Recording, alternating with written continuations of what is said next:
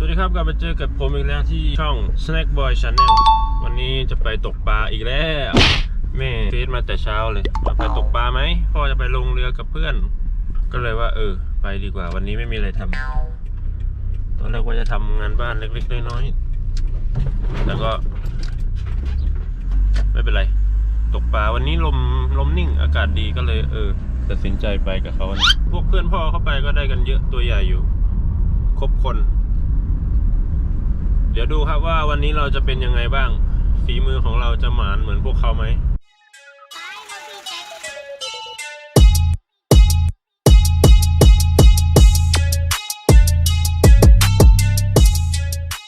เราถึงบ้านพ่อแล้วกำลังรออีกคนนึงอยู่อันนี้ก็เอารถใส่เรือแล้วยืนรอพี่ยุทธอยู่แป๊บหนึ่งก็จะไปไม่ไปไหนวันนี้ฮะยังไม่ล้างหน้าโอ้ยไป9 โมงยังไม่ล้างหน้ายังไม่ล้างหน้าพี่ยุทธมาเดียวเฮ้ยเดี๋ยวนี้เขาพัฒนาแล้วนี่เขาพัฒนานี่เป็นของตัวเอง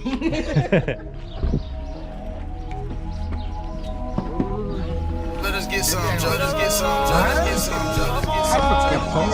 I was with the girl with the other night. I can't drive. I took 5. Love or lust, oh baby girl, I can't decide.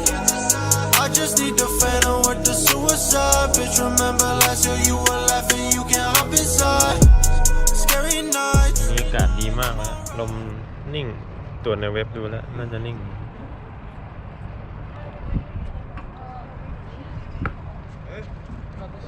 แต่ว่าท่าเรือนี้น้ำสกปรกมากเลยมันมีโรงงานอุตสาหกรรมโรงงานปูนดูน้ำดิน้ำโคตรดำนี่เอาเรือลงได้แล้วกำลังรอพ่อไปจอดรถแล้วเดี๋ยวจะออกกันออกมาจากท่าแล้วครับเดี๋ยวมาส่งคนเรือลำนี้คนเยอะเดี๋ยวจะส่งไปลำนู้น2 คนลำนู้นเหมือนมีปัญหาสตาร์ทไม่ติดตอนนี้ข้างหลังไม่มีที่ยืนมานั่งหัวเรือแป๊บหนึ่งเดี๋ยวส่งผู้ใหญ่2 คนนั้นไปอีกลำหนึ่งก็เดี๋ยวจะออกกันไปแล้วคลื่นนิ่งมากอันนี้มันในอ่าวมันเลยนิ่งเดี๋ยวเราออกไปปากขวดนะคลื่นแรงอยู่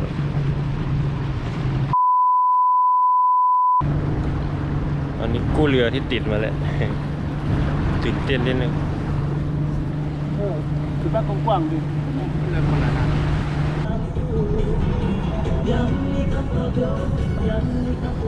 ว่าจะได้ออกเกือบเที่ยงนะ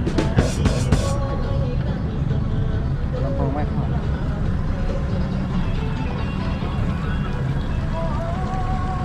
อาจารย์วันนี้มีเป็นไรเสียงกันอีกไหม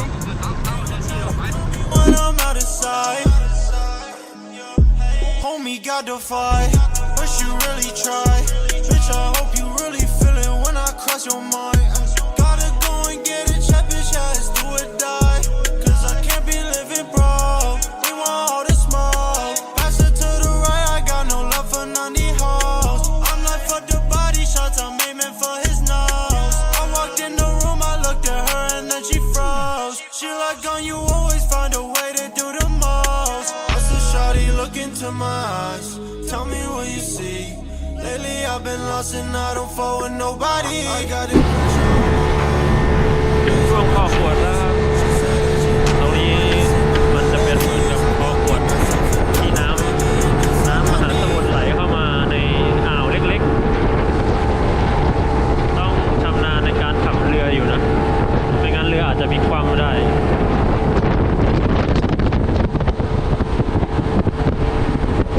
ถ้าจะออกอ่าวนี้ดีที่สุดคือต้องออกตอนน้ำขึ้นเต็มนะจะทำให้คลื่นมันเบาและจะขับเรือง่ายออกไปข้างหน้านี้ก็เป็นออสเตรเลียตอนนี้ออกจากปากอ่าวแล้วครับดูนี่จะเป็นนิวซีแลนด์แล้วทางหัวเรือที่จะเป็นฝั่งออสเตรเลียคือไม่มีเกาะไม่มีอะไรแล้ว ต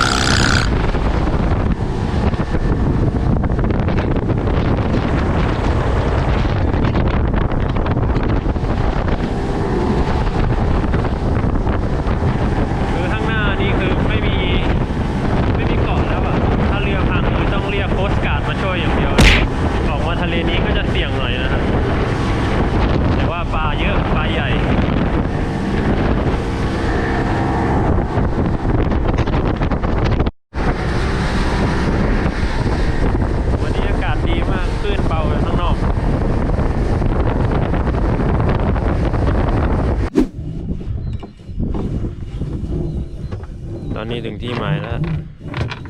น้ำ60 เมตรกำลังเอาสมอลงอยู่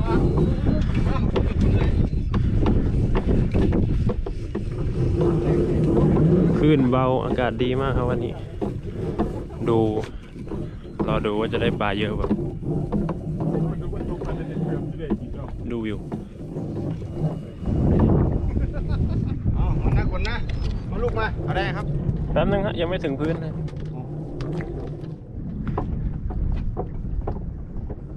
โอเค ได้แล้ว เดี๋ยวรอเรือมันอวยกันรอเรือมันอวยกันกำลังหมุนนี่มาแล้วลุงปองมาแล้วตัวแรก ได้แห้งเหมือนหลังเดือดใส่ซะเนาะ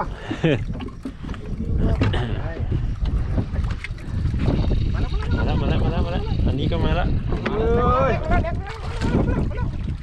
ใช่ไหมโอ้กินลึกนี่ปลาตัวแรกของเรือนะ ตัวแรกมานะครับมาเลยมาแล้ว ปลาตัวที่ 2เนี่ย จะ40ขึ้นนี่ก็เริ่มแล้วครับ พ่อก็ต่อแล้วของพ่อก็ต่อแล้ว ชั่วโมงนึง ปลามาแล้ว นี่ก็โดนอีกเอา ปดจันโอ้ยนี่อ๋อมันเกี่ยวกัน ได้ใหญ่เลยต้อง40ครับแป๊บปล่อยหน้าล็อกหน่อยเปิดหน้าล็อก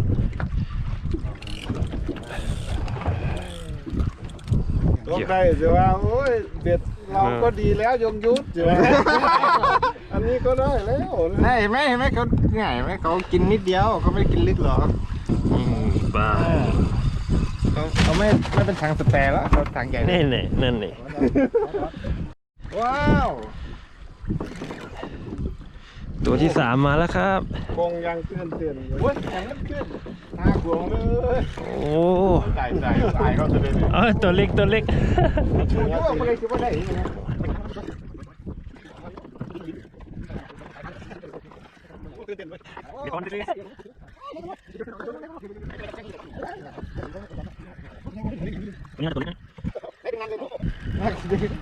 ตัวใหญ่ดึงนานตัวใหญ่ โอ้ตัวใหญ่ตาออกเลย ตัวใหญ่อยู่ เด็กแซงแล้วแล้วตอนนี้นี่พ่ออันดับ 1แล้วตัวใหญ่โอ้ยที่3โอ้ยเดี๋ยวที่3มันหลอยกินนะกินเงียบ เก็บขาไว้ส่ง ๆนี่ไม่ธรรมดาเนี่ยนู่นมาแล้วคนนั้นมาแล้ว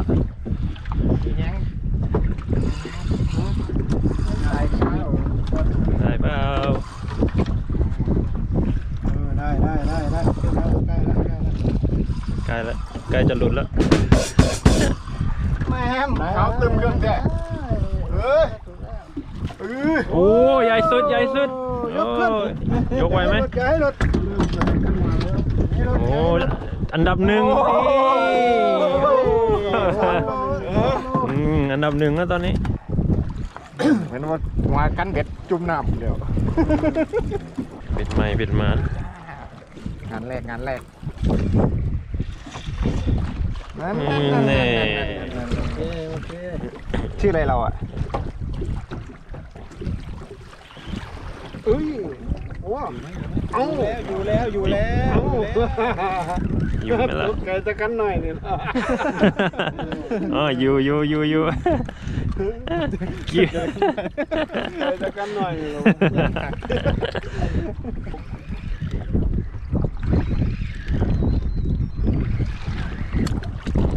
ได้อยู่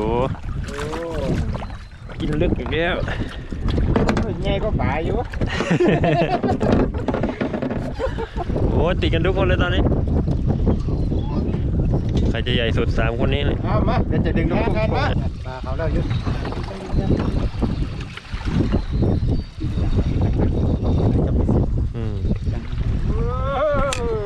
โอ้ย ไซส์เดิมยังก็หมานซ้ำตัวซ้ำไฟอยู่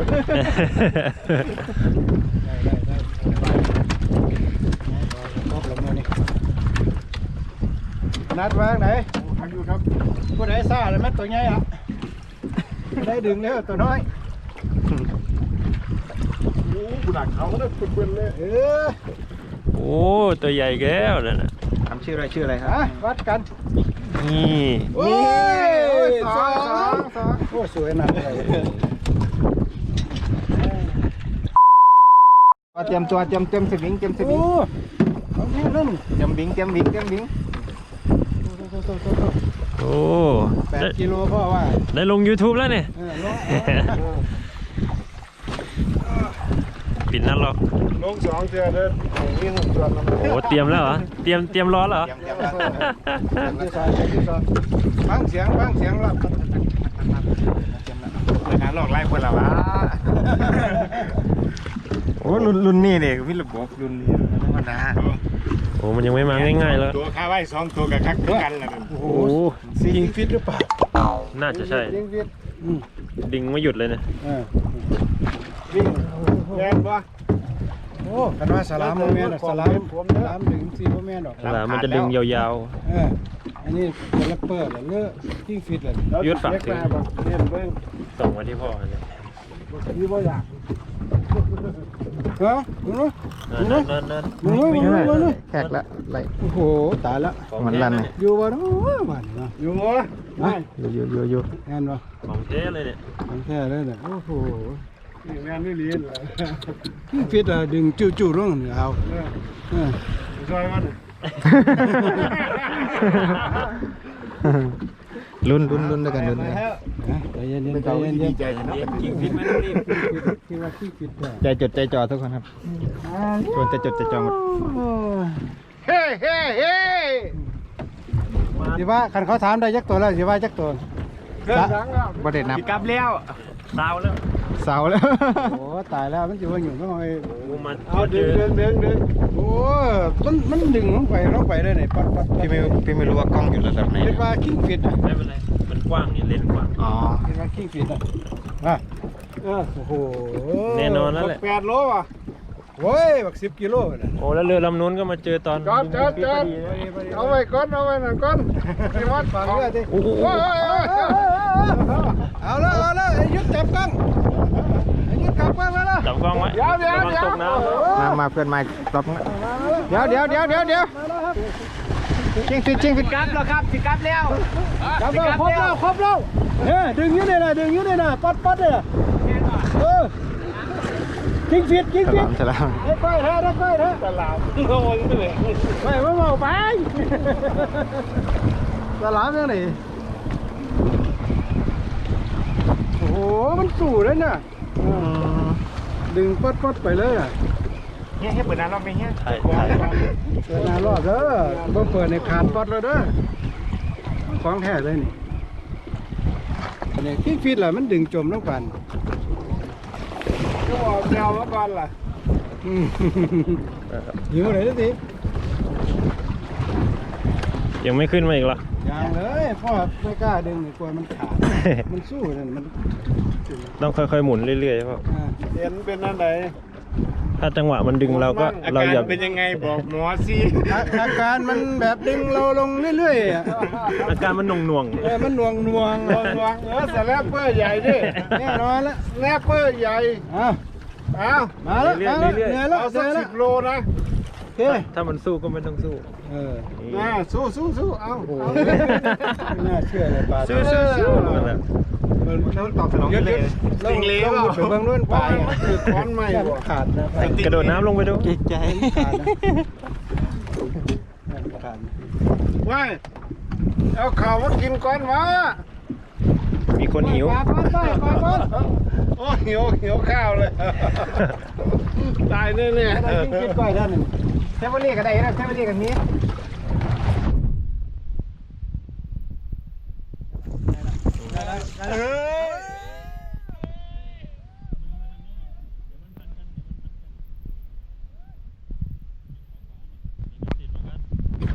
โอ้ไม่ใช่กินฟิตบ่หนักอยู่ได้เนี่ย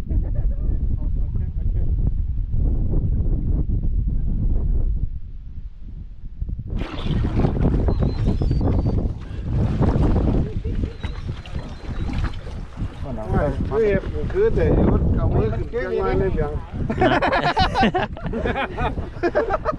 คือแท้หมดเลย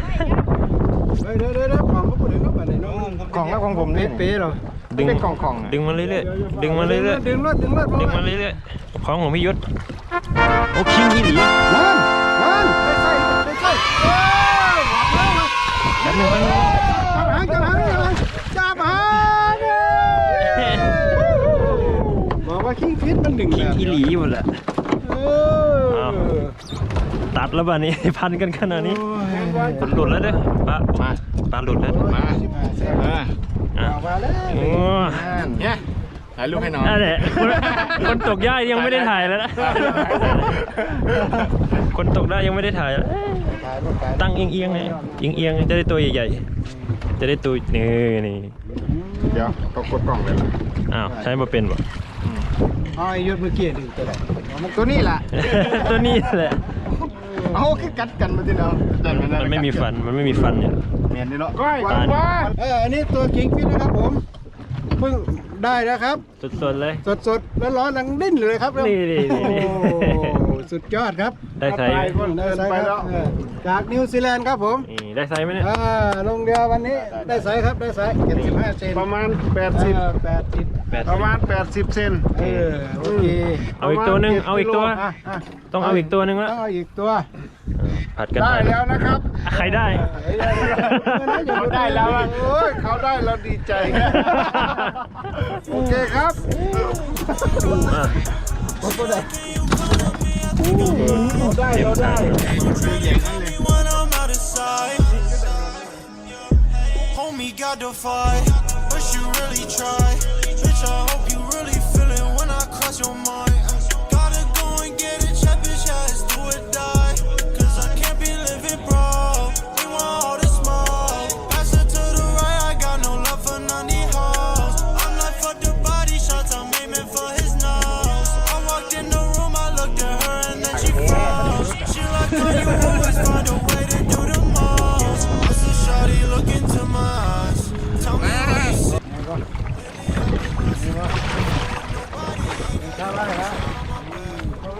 โอ้หลุดเอาปองส่วนนะ ที่ตักนี่นะ เอาเนื้อตักโอ้ยประมาทมาได้เลยโอ้ยเนื้อตักหลายปลาปลาคากิโลอะไรเป็นโตเลยอ่ะ ใจเย็นปืนนะรอบเนี้ย กิงฟิตแล้วมั้งดึงยาวเลย เล่นกับมันต้องแกงมัน โอ้ยดึงยาวดึงไม่หยุดเลย โอ้ขี้ฟิตป่ะครับ ฉลามหรือกิงฟิต มันต้องเอาหัวลงแม่มันหัวขึ้นโอ้ไม่กิงฟิตก็ฉลามแล้วเนี่ย โอ้ยยึดเอามือวันนี่ลิ้นนี่นะ ค่อยๆดึงเด้อ ดึงเลยมาปล่อยหนารอบได้ลูก ถ้ามันสู้ ประมาทก็ได้มันเมื่อยมันเข้าไป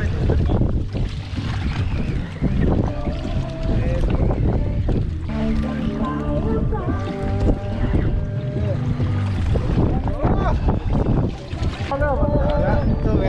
นลิ้นกัน เห็นตัวง่ายไหมเนาะ เราไม่ทราบเลยยุทธมันมาหายแค่นั้นมาหาม ไม่มีแรงดึง นึกแต่รู้จักไอ้นัทน่ามันไม่กินอ่ะต้องนั่นแหละบ้า โอ้ใจเย็นเด้อ เอาดังตั้ง ใจเย็นเด้อโอ้มาโอ้คิง โอ้คิงฟิตโอ้สลามหาแกง คิงฟิต คิงฟิตลูก เอามาใกล้ๆเอามาใกล้ คิงฟิตเลยนู่นน่ะ ๆเอามาใกล้ๆตัว ลุงแหวงตาติ๊บดาลุงแหวงเดี๋ยวไปวันเดียวถึงไม่วันได้หรอกเลย สุดยอดเลยเอาแน็ก ครับ การจัดการระวังนี่อะไรกิน